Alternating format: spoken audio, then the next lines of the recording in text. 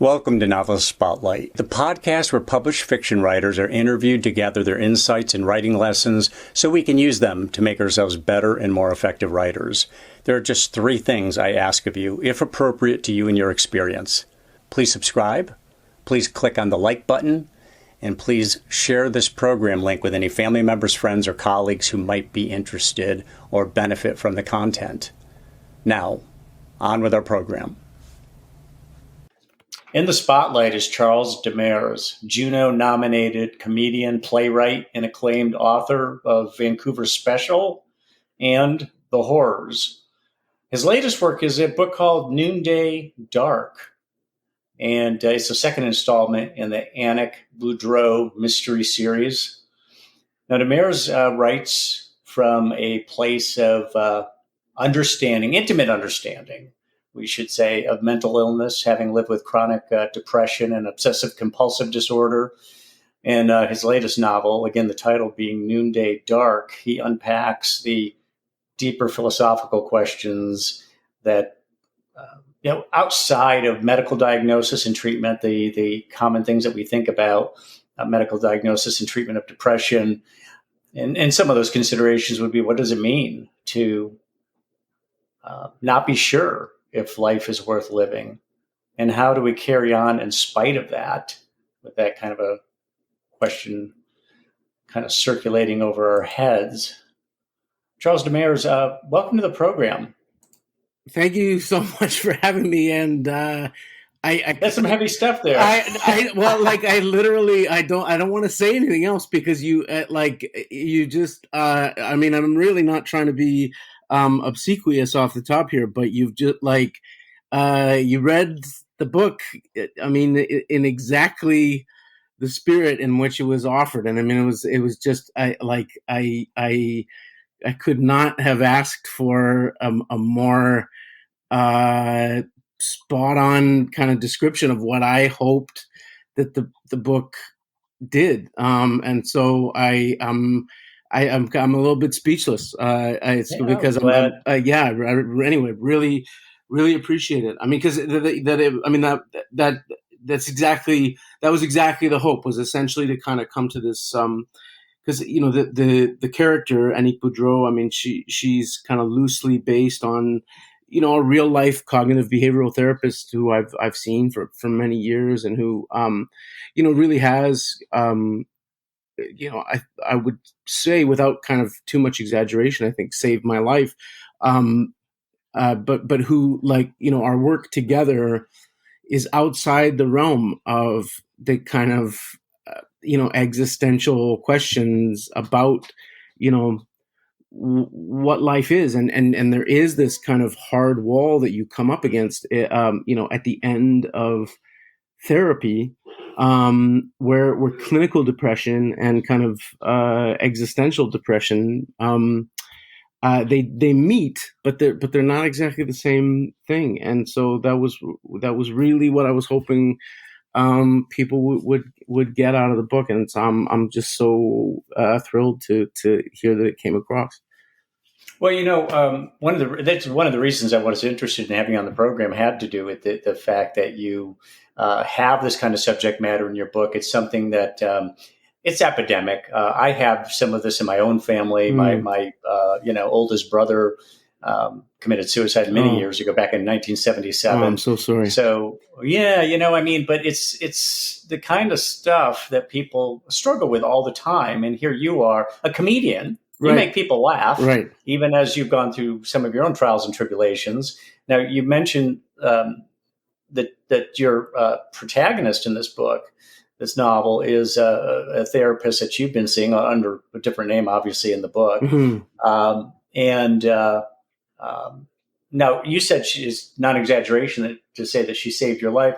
Was it strictly cognitive therapy that did that, or was it a combination of cognitive therapy and some SSRIs, some antidepressants, if you don't mind my asking? No, I don't mind. I don't mind you asking at all. So I think it's in this book, or it might have been in the first one. But I think it's in this one. The Annick character sort of says, that she's basically an agnostic when it comes to meds, the pharmaceutical side of things, that she's seen them work, she's seen them not work, and they're really not her. They're not her bailiwick. They're not the set of tools that she knows how to use one way or the other. And that really is. Can she prescribe them? Or does she not? No, she can't. So if you're a psychiatrist, then you can prescribe psychiatric medications, but psychologists don't and can't. And so every prescription I've ever had for any kind of mental health medication has come, from my GP, and that has been the kind of tag team with her providing the sort of psychological care, and then for a long time I was taking antidepressants for strictly for depression. With good results. With pretty good results. Did you have to jump around a little bit to different meds to figure out which one really keyed in on you? Yeah, so it's interesting. At the moment, I take a very early generation antidepressant that's no longer prescribed as an antidepressant, and I'm not prescribed it as an antidepressant. I'm prescribed it as a migraine prophylactic, but it is technically an antidepressant. So I always forget that I am actually technically on antidepressants right now, but they're not. I'm not giving them for that at the moment. These meds are prescribed for headaches, but I had I guess at 23 was the first time I was prescribed an antidepressant. It was Paxil, and my experiences with it were not good, and they were very short-lived.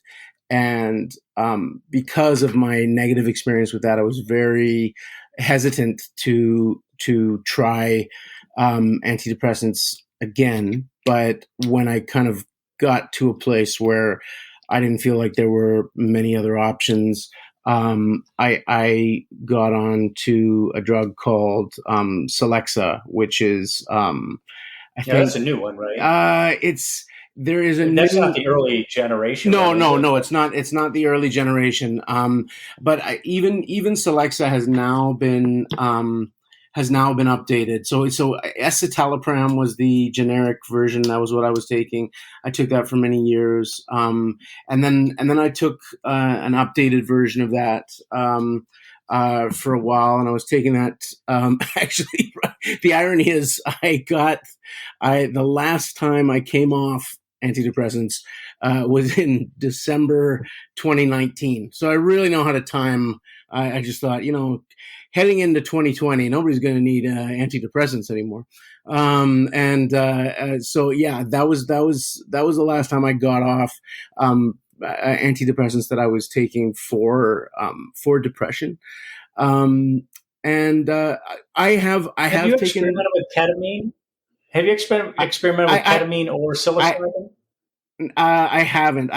Sorry, I should say I've taken a psilocybin microdose once, and then it was explained to me that another drug that I take might have negative contraindications with psilocybin. But I'm very intrigued by psilocybin. Results, right? Yeah. So I'm still kind of holding out hope that I will be able to try those one day. Because they do seem to be. I don't know anything about ketamine, but the psilocybin and stuff that really does seem to be quite a hopeful kind of beacon in the depression treatment. Both of them are getting good results. Yeah, they seem to be getting good results. It's not 100%. It's not for everybody. No. But I've been reading on it, and I try to stay current with all this stuff. Now, let me ask you: is it given that you're prone to depression, does sitting alone in a room writing help that, or is that I mean, because some people can feel isolated and lonely sitting Sure. alone Yeah. writing. And then you're also a stand-up comic, so I want to, on the opposite scale or extreme, you're on stage in front of a live audience, high stress environment. Yeah. Most people would consider it. Maybe you're one of those rare people, when you get in front of an audience, you actually relax more. Yes. I don't know, but talk about the two and what it does in terms of kind of your mental togetherness. Yeah, I mean, so one thing I would say is that though they seem on the surface to be quite different, they're actually fairly similar, with the exception of that moment of real big kind of audience connection. And even there, in normal times, I mean, I'm thinking kind of what being a writer was like in the pre-pandemic world, where you'd go and do these readings or you'd go and do a festival. There was something, very kind of stand-up like about that too, which was you spend 23 hours a day alone, and then you go, to this room for an hour where for 45 minutes it's you in front of everybody. And in a way you're with a bunch of people, but also, you're alone in front of a bunch of people, Mm-hmm. right? You're up on stage. The lights are on you. You've got a microphone. And I also, like, when I do stand up, something that's very difficult for me is to have like just a kind of human level conversation after a stand-up show. Like after I do a show, I really, it's quite painful for me to have to talk to people after I get that's very high stress, because you're just on this kind of keyed up, you're on this level of if you're doing a headline set, like you're in a room where for 45 minutes every single sound or feeling in the room is your responsibility. Like if a waitress drops a tray, you need to become in charge of that within a split second, or else you lose your authority in the room, right? So you need to have something funny to say about the sound that everybody just heard. And it's really hard to shift out of that gear immediately. And so, when you're talking to people after a show, it takes on this really kind of, uncanny, unreal quality. You talk to people as though you were some kind of like TV presenter or something. It feels very phony. And the exception is if you're talking to other comedians, because they're in that same zone with you, or they know what it feels like. I see what you mean, though, about the similarity in that, yes, you're alone in a room and you're producing material, but up on stage in front of an audience, you're still alone, and nobody can help you, and you're alone in your own head, and with your own, perceptions of everything that's going on. Yeah, and you're working in these two forms that are based entirely on what can you create using words. And in stand-up, you can also do voices. You can mix sounds. You can have you have other things that you can do to bend and move the words and kind of deepen your possible impact that way. But it's like, what picture can you paint with words? If you're doing a funny story about you going to the doctor, it's very similar to prose in the sense that, like, you're not using any pictures of you at the doctor. You're not using any, sound footage of you at the doctor. It's, how can you relay in words through a microphone as opposed to on a page? But if you listen to if you read a transcription of a stand-up show, I mean, it's essentially like, first person prose. And so I actually think of the writing and stand-up as being fairly similar in those regards, and they also have some of the same mental health pitfalls. They both allow you to kind of determine the shape of your day in a way that can be really self-destructive. So you can do both things until 2 or 3 in the morning, and wake up at 11 or 12, and and not suffer any consequences professionally, as opposed to. So when you say that, do you mean that the day is so formless? It's Exactly. kind of Okay, it's formless because you're completely in control of your time. Nobody's saying you have to be here unless you have a show that day. Exactly. Well, and if you have a show that day, I mean, the show is going to be, at its very earliest, the show is going to be at 7:30 p.m. I mean, most likely it's going to be at 8 or 8:30, or it's going to be even later. Mike McDonald, who, rest in peace, was, this kind of Canadian legend of comedy, and at the end of his life was very open about his mental health struggles.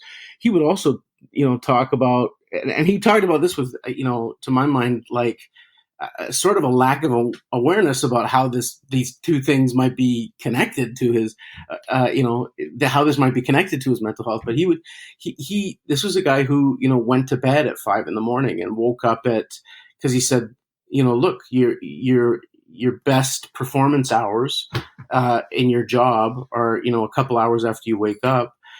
My job starts at 9 p.m. So I'm going to wake up, I wake up at 6 p.m., 7 p.m. and then I go to the office. That's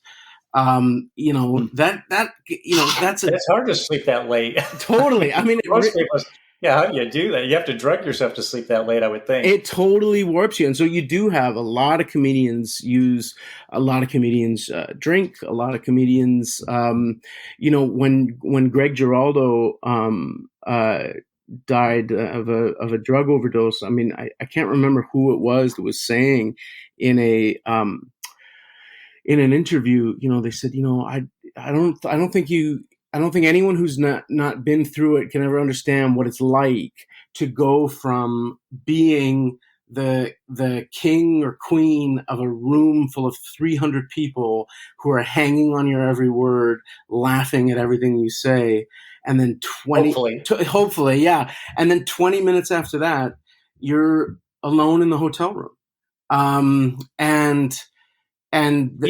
read Steve Martin's autobiography. Oh, brilliant! In fact, I listened to the audio version, which he read. Oh, wow. And that's one of the things that happened at the height of his popularity. And he was a lonely guy because he said every night I was sitting alone in a hotel room. It's like I could go out and talk to 25,000 people in Madison Square Garden or whatever, 20,000 I think. Then I'm alone in my hotel room at night, eating my dinner alone. Yeah. And he said it was a lonely situation. Yeah. So, let me connect this to Noonday Dark because I've got some notes here about how in the book, Dr. Boudreau is contacted by the Vancouver police. You're a Vancouver resident, Vancouver, British Columbia. Yeah. And is informed that her patient, Danielle, has been reported missing and there's a suicide note. Mm-hmm. So Dr. Boudreau, of course, is shaken. Danielle was being treated for a major depressive episode, had been doing well, talking about a new relationship and the contract that she just completed as a speechwriter for a bike riding politician's successful mayoral campaign. I can already see some of the comedic possibilities here. Then Dr. Boudreau is once again on this mission to find out what really happened and ends up joining forces with Danielle's estranged father, Ivor, and a former radical journalist turned right-wing blogger. Again, comedic possibilities I see. And then along the way, the realpolitik is illuminated in a clash over the Knight Street trucking route protected by Satan's Hammer Motorcycle Club. I don't know if there's any such thing, Satan's Hammer Motorcycle Club. Is there such a thing as that? No, I'm trying to get it started, but so far I've had no luck. People have been very contemptuous of my showing up on a Vespa. I think it's been a non-starter. Yeah, okay. That's going to have to be the senior citizen motorcycle gang. Yeah. We'll have the rascal scooter gang. So in the novel, you're really, and I've seen it's a really hard thing to do. I've seen it done. Don DeLillo being one of the authors who I think pulls it off marvelously. That you deal with a very serious subject that can actually be anxiety-inducing just to read it, but at the same time, a comedic. You bring a comedic sensibility to it. I mean, would you agree with that, or how would you reword what I just said that kind of makes it more accurate? Well, I was once, they once said Charlie Demers is right up there with Don DeLillo, and that quote was from the Association of Alphabetic Bookshelvers. Are you serious? No, sorry, I just say that because my name comes right after Don DeLillo. If you're arranging your books alphabetically, I happen to come right after Don DeLillo. That is the only way in my life that I ever deserve to be put alongside Don DeLillo. Is alphabetical. No, but I mean that's very kind of you to say. I mean, I what I wanted to do was so Danielle she's a joke writer for this this mayoral candidate, and that is based on an experience that I had where I was actually twice was the joke writer for the leader of the BC NDP. So I was the joke writer for Adrian Dix. Sorry, my dog voted for the BC Liberals, and so that never goes well when I bring up the story. So your dog edits you all the time, huh? Yes, exactly. So I wrote jokes for Adrian Dix's speeches when he ran as the leader of the BC NDP, and in fact, what is that? BC, British Columbia. British Columbia New Democratic Party. So Adrian Dix is currently the Minister of Health for British Columbia, and then I was also a joke writer for John Horgan, who is the current Premier of British Columbia, and so I borrowed from that experience to give Danielle, the missing patient, this job, that would, give somehow a kind of realistic reason for this young comedian to be sort of brushing up against this world of Vancouver civic politics. And then I also, sorry, go ahead. Oh, go ahead, Charlie. Finish that thought. Oh no, and then my thinking with the Knight Street Bridge, the idea was I kind of wanted to have something, in the tradition of these kind of great noir stories that are set off by what feels like a kind of just mind-numbingly boring civic. Like Chinatown and the water thing, or Who Framed Roger Rabbit and the streetcar lines, just to, because it's just this, to me, I love this great tradition in noir and mystery, where underneath this, seemingly bureaucratic civic politics question, lies all these actually kind of, seamy interests and all these various kind of stakeholders and people willing to kind of bend the rules. And and that's what I was going to ask you. Yeah. You're going right into line with my thinking here, which is, I was going to ask, are you? I mean, you think of Jimmy Breslin, he was a New York novelist. You think of Raymond Chandler, Los Angeles, Joseph Wamba, Pasadena, California. Are you a Vancouver, just based on the titles of your books and based on the settings, are you a Vancouver writer? Do you expect that your series of books, of novels, will be Vancouver based? Definitely. I mean, I would,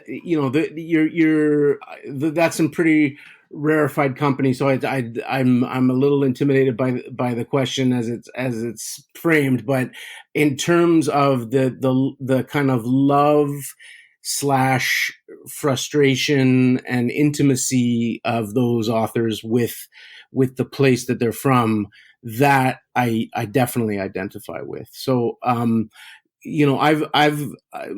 dad's from Montreal, and so I do have this strong French Canadian side of side of my story, and that has always been a big part of my identity. But on my mom's side of the family, I'm a fourth generation Vancouverite. I mean, my daughter, on our way home from her school every day, we drive past the high school where her great grandmother graduated. Like that's unheard of in Vancouver for the most part, in terms of any of her friends or any of her, we live in a city where the majority of people are from somewhere else, either in Canada or the world. It's one of the things that's so exciting about Vancouver, is that it's got this huge influx from all different parts of the country and the globe. It's one of the nice things about Vancouver, in that it's. I know a lot of people have trouble making friends in Vancouver. It can be a little bit cold, but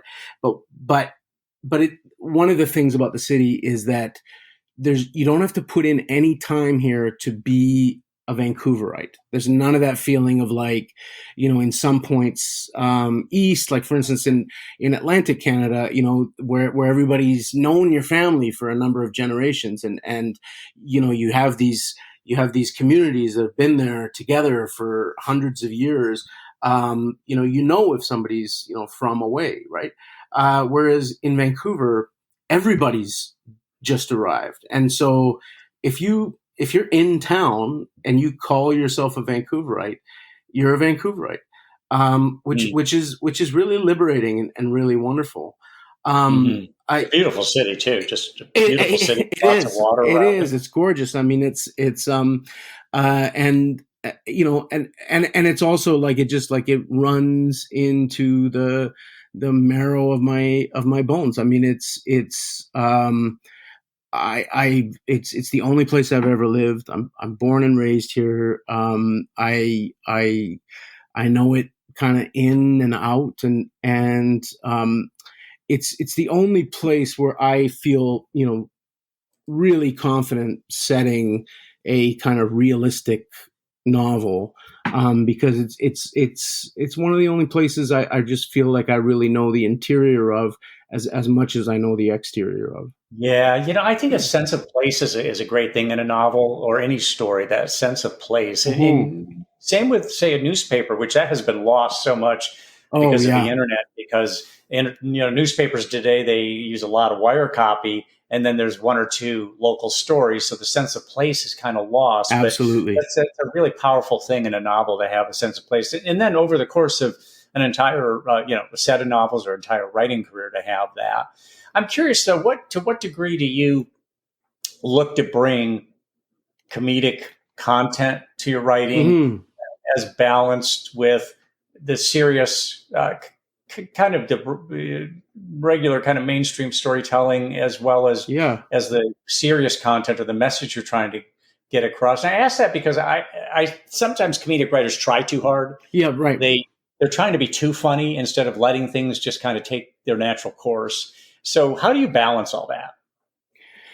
I mean, I think it's a really kind of treacherous thing to navigate, because as you say, it can come off as really sweaty and effortful, and the other thing is that for some reason, prose humor just really dates very quickly. Like if you read a book that's supposed to be funny, something about it comes with this expiry date, with very few exceptions. I mean, and there are exceptions, and the exceptions are just kind of wonderful, but in the main, there is something about it that it's just kind of, and I think you've put your finger on the nub of it, in terms of, I think a lot of the effort behind making something funny, where on stage that effort kind of disappears. On the page, it's a lot more visible. I kind of feel like in a novel, particularly if you want people to care about the characters and actually invest in the story, you can never do humor um, that allows a kind of ironic detachment to the story itself, because then I just feel like the reader will think, well, I mean, if this guy doesn't care about his own story, why should I care about it? If he's willing to wisecrack through the whole thing. But then there are certain ways. I think there are certain ways in, right? Like, so if you have um, if you have characters who are funny, and I mean, this is the thing that that I think people forget. What's the show that I was watching? I can't remember which show it was, but it was one of these like kind of prestige television, golden age shows that everybody loved, and I just couldn't watch it, and it just did not feel realistic to me because no one in it was ever funny. Like, no one ever, and you just like, these are people who are, you're seeing them in their family life, you're seeing them in their work life, and you watch, a show like The Sopranos, which is, not really a comedy, but people say funny things in it because human beings say funny things all the time. If you're or they're funny because of who they are. Exactly. I mean, sometimes it's strictly the character, and it's a funny character because they're so idiosyncratic. Or you had mentioned earlier, or I had, I was talking about which, like for instance, Satan's Hammer Motorcycle Club. Right. That alone is funny.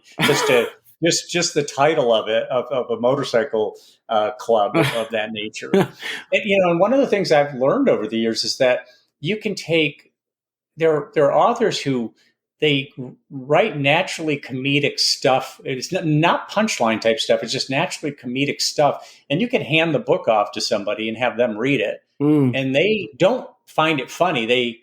And in fact, this happened with the Don DeLillo my favorite novel, White Noise, and which I find really, really funny.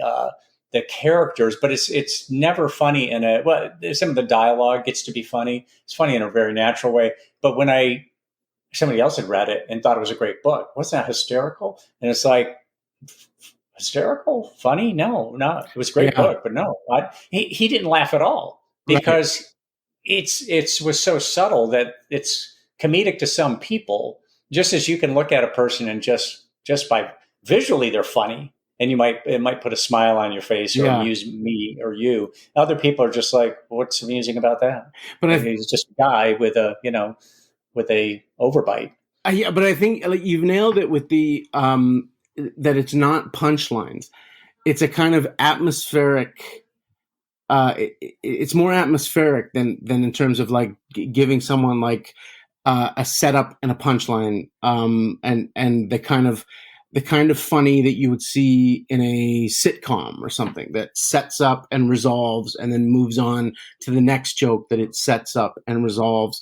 It's exactly what you're saying. It's just something that creates a general kind of, and you look at some of the great, like, sort of comic novels, and something like a Confederacy of Dunces or something like that, and it's not that it's any a particular joke in it that you could say like, oh, and here's exactly why this is funny. It's just in the aggregate, this character and these situations are so absurd, or there's this kind of just general kind of incongruity to it, that they just kind of tickle you.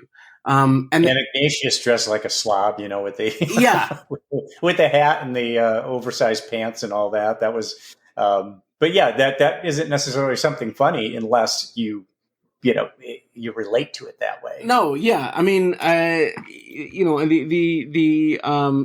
know. There's just there's a million little lines, and then also, like you say, dialogue. So I think if you can have I guess I made the decision that there would be certain people with whom Annick would have funny, kind of parry and thrusting dialogue, that I felt like she could kind of get away with that without compromising the reality of her as a character. So she has this coworker who's another psychologist in her practice, who she kind of has this give and take dialogue relationship with, and she and her boyfriend are both, they're kind of funny with each other, and they're in their sort of give and take with each other, and that felt to me like I could do that and still keep it in a human place, and at a human level, um and yeah, and then it's not like you're writing something that's going to be shelved in the humor section or anything like that, but it's hopefully it catches people off guard a few times, makes people giggle, or even just kind of puts a smile on their face.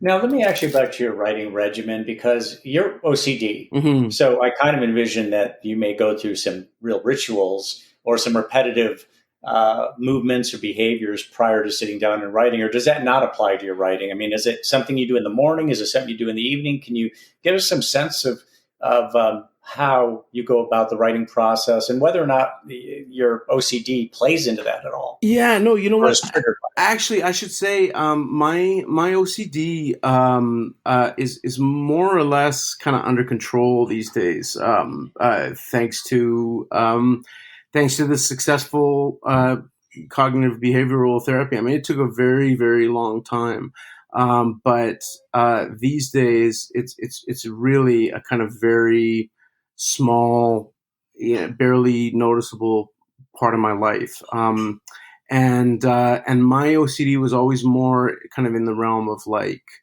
it was more in the realm of intrusive thoughts, than in terms of kind of big kind of compulsions. I mean, there would be kind of ritual compulsion elements and stuff like that, but they were usually kind of related to the intrusive thoughts. And the biggest impact that they would have on my writing was that I used to have kind of, I would worry that, I would have an intrusive thought, and that would kind of somehow taint what I was writing. Like if I had a certain thought while I was writing something, that was really what lay behind what I was writing, and that now what I had written was actually a kind of way of putting that thought into the world, and that was a very kind of unhealthy, really quite, that was when my OCD was very out of control. It was very, very severe, and actually, like, when I say, that the psychologist really kind of saved my life, I mean, that's what I mean. I was not a functional person, and it was driving you crazy. yeah, and so my writing regimen. I mean, it has changed a bit with fatherhood, and it has changed a bit with the pandemic, and so things do tend to kind of undergo certain transmutations over time. But I would still say that my best bet for getting like a real good chunk of writing done is if I can get away for a little while and just actually do like a sit down, for a couple of days where it's just me and I have nothing So else like to do. retreat. A retreat, yeah. Or if I can write at night after my wife and daughter have gone to bed. That's those tend to be the times when I'm able to get the most done. Yeah. So does it? What does it? do to you when you have a comedy gig? You've got a stand up, let's say tonight. Does that weigh on your mind all day? Is it the sort of thing that adds stress to your life to where it can compromise you emotionally, or kind of impinge on your happiness? Or is it something you look forward to? Because a lot of times we like things and we've got something coming up, but it's still stressful because it's like, I got to be on, I got to perform, I got to make this work. Right. And that can be, stress is not a friend to happiness most of the time. No. I mean, it's so that at this point in my career is very much dependent on what the gig is. So for instance, I had a very high stress gig in Victoria a week or two ago, where I was performing for. There was a meeting of all the premiers. So there was all the premiers of all the different provinces were at a conference in Victoria, and I was the entertainment for their reception. Oh, wow. that on the evening of the first night, and it was at Government House, the Lieutenant Governor's mansion in Victoria, and so a gig like that still really worries me, and a gig like that I can panic about for days in the lead up. Does it worry you on what level, though? Does it worry you that this is the kind of audience that might not have much of a sense of humor, or that I'm trying to tailor it to this audience and they might be more offended than entertained by it? Yeah, I mean, all those things. I mean, in that case, I was worried, would the ferry work out? Would we get to the city on time? Were the clothes I had to wear that night nice enough to go to the Lieutenant Governor's mansion? Was the material that I had chosen, okay? Had I morally compromised by agreeing not to make fun of the premiers there, who I found, to be, is that what they wanted? They didn't want you to take to pick on the audience at all. Yeah. Well, there were a couple of premiers there who, that the organizers knew that, left to my own devices, I would probably want to lean into pretty hard. And you obviously can't, you're essentially performing at a diplomatic event in that case, right? They have these people there as guests, and okay, so you had guest dignitaries and all. Yeah, they didn't want to be made sport of. Yeah, exactly. So you had to make fun of Americans. They could all laugh about that. Right. Turn to Americans. Can you believe these people south of the border? Well, yeah. Or for instance, they told me they're like, you can make fun of the federal government as much as you want. In fact, that's encouraged, and all this kind of stuff, and so So that kind of thing. Yeah, I mean, I was worried about that for, days leading up to it. And, interesting. So many considerations, totally. Like you were saying, you were running through a litany of things that you had to kind of take into account, everything from getting there on time to being dressed appropriately to how the audience is going to react, and whereas your own sense of maybe I've compromised myself because I've agreed. I mean, it doesn't sound like it to me, but thank you. Yeah. I mean, it's it's not like I know that when it's, for instance, when they have the press dinner here in the United States, I forget the name of it, but they expect to be made fun of. But that's a long tradition where they all sit and laugh at themselves when a comedian's busting their chops. Yeah. But that's not appropriate for every political gathering. No, so this is like, I don't know that there is actually an American equivalent to this, because it would be such a big group. But this would be like, if all the governors, had to, we're meeting to, discuss kind of interstate interests and any kind of issues that state governments were all having together that they were frustrated with the federal government and wanted movement on together or whatever. So like, did you feel like it was a success? So it was interesting. Like it was the irony is none of the stuff that I worried about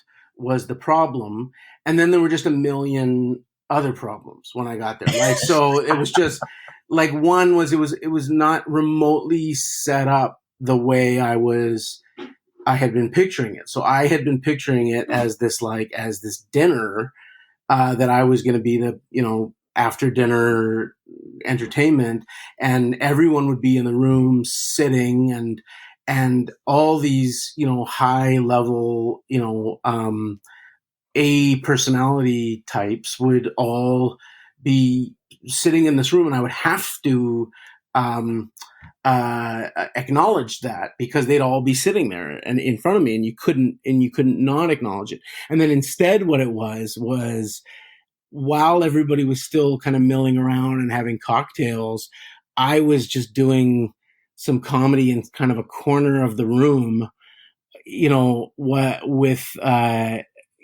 maybe about 50 people kind of gathered in front of me, a few of the premiers, but none of the, but not all of them were gathered around to watch. And so all of a sudden, huge chunks of what I had prepared were now like totally irrelevant. Like it would have been, I would have looked like an insane person to start, saying what I had planned to say. And so I had this meticulously planned,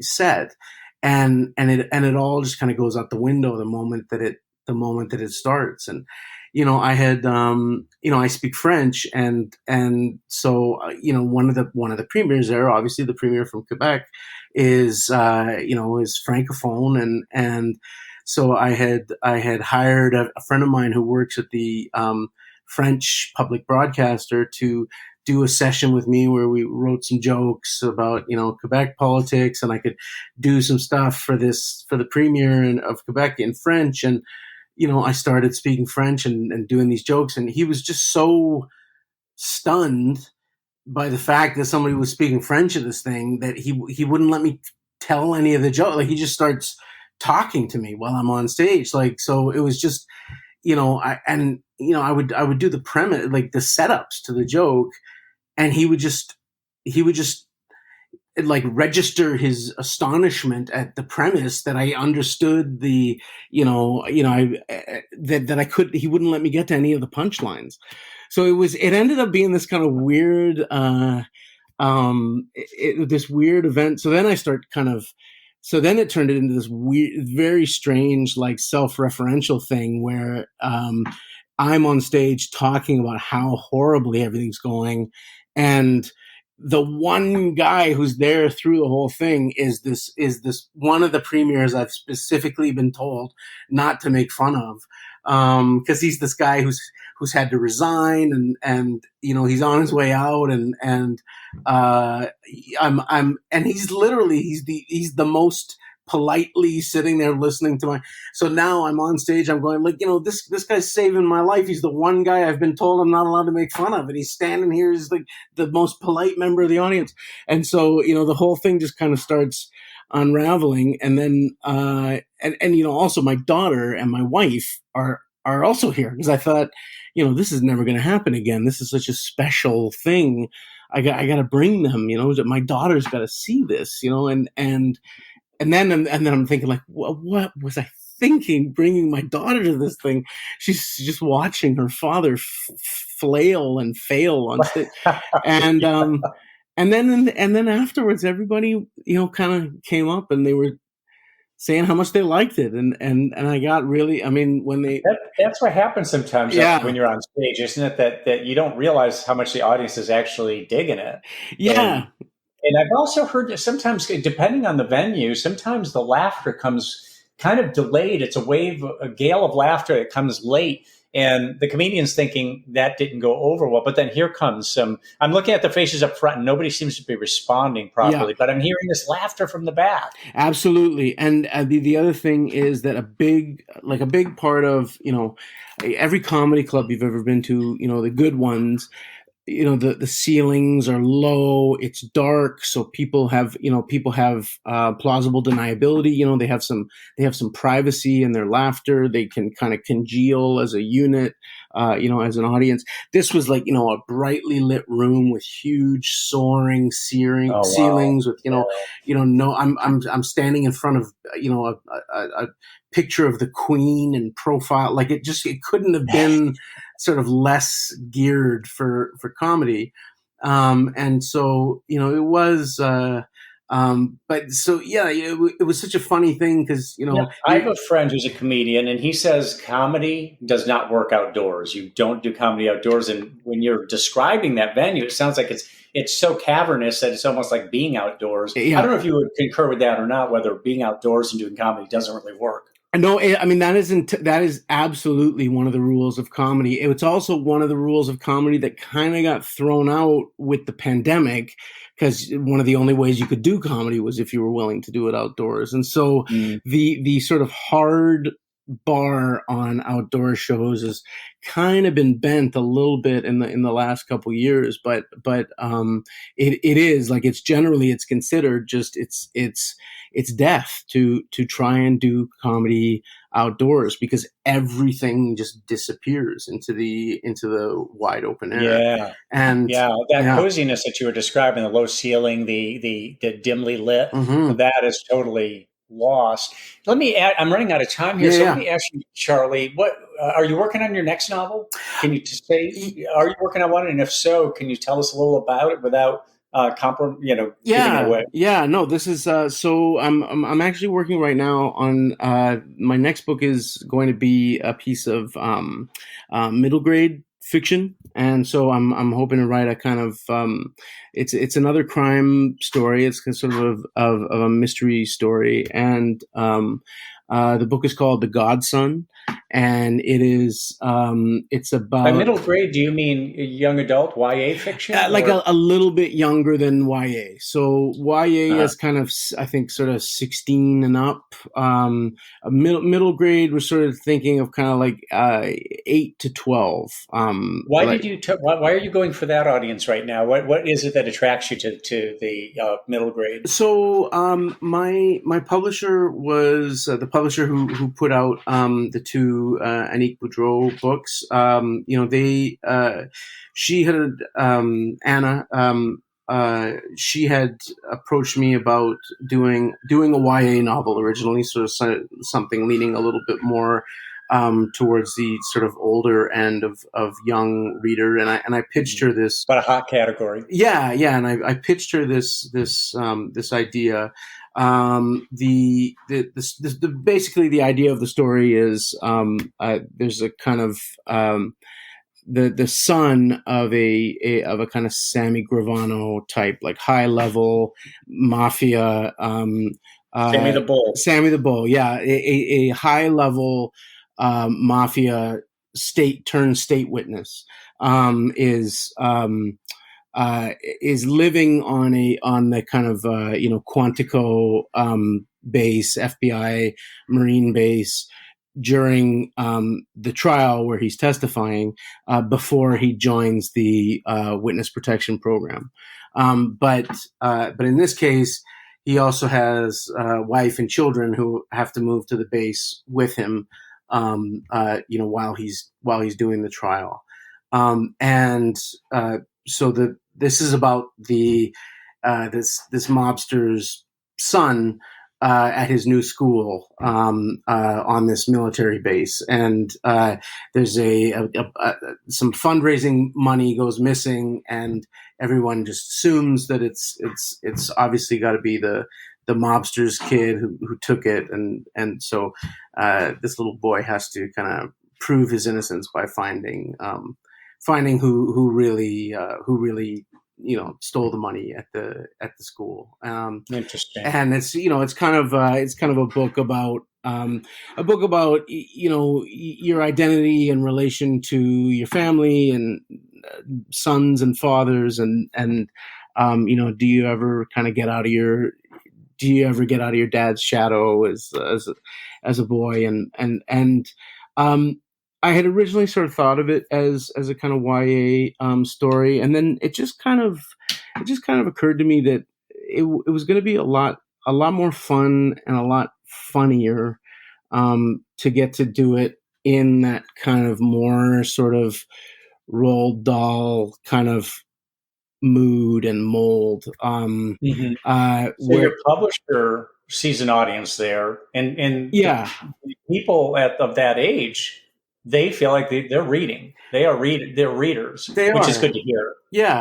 Yeah, and it's I've written some plays for young audiences, and I've always and I do some voiceover work in the animation industry. I've done a couple of voices on some Netflix series for kids, and I've always enjoyed working, in making kids laugh, and I've never sat down and written sort of an extended piece of prose for children, and my daughter's 8 years old, and I love making her laugh, and I love kind of that's perfect, because you have somebody under your own roof, your own daughter, who what a person of that age's sensibilities are like, and how to reach them, and what they think about, what terms they think in, and what they understand and don't understand. Yeah, exactly. And yeah, just that seemed to me like it was going to be a bit more fun, and was just going to spell a bit more, potential for the book. I'm very grateful for the fact that my publishers at Douglas and McIntyre, they were really accepting of the new idea to sort of pitch it down a little bit, the story. And so I'm really looking forward to kind of, right now I'm just kind of trying to take in as much middle grade kind of mystery and crime fiction as I can, listening to a lot of it on audiobook, and reading a bunch, and really just trying to kind of catch up to the world, so that I kind of feel like I kind of have my bearings in that universe, and that's what I'll be sort of working on for most of the next few months. Super. My guest has been Charles Demers. He is the author of Noonday Dark, his latest novel anyway, Noonday Dark. You heard the essence of it earlier in this podcast. And now I work on a middle grade fiction book as well. And kind of the Swiss Army knife of entertainment. He does comedy. He does novels. He's a playwright. And who knows what else he does. You can learn more about Charles Demers, by the way, at his website. That URL is in the episode notes below. It's www.charliedemers.com. But it's down there, and you can click on it or emulate it and get to his website and learn more about Charlie. Charlie, this has been fun. I really appreciate you being open about so many subjects that so many people consider sensitive, especially since it's a subject that bedraggles so many people, and it's such a taboo subject so often. Thank you for being open, and thank you for taking the time and coming on the program. Oh, well, listen, thank you so much for I mean, you're such a sensitive reader, and I really appreciate you being willing to talk about this stuff, and I also appreciate you calling me the Swiss Army knife of entertainment as a compliment. Most people just call me that because I'm not allowed on planes. So it was nice to hear that as with a positive spin.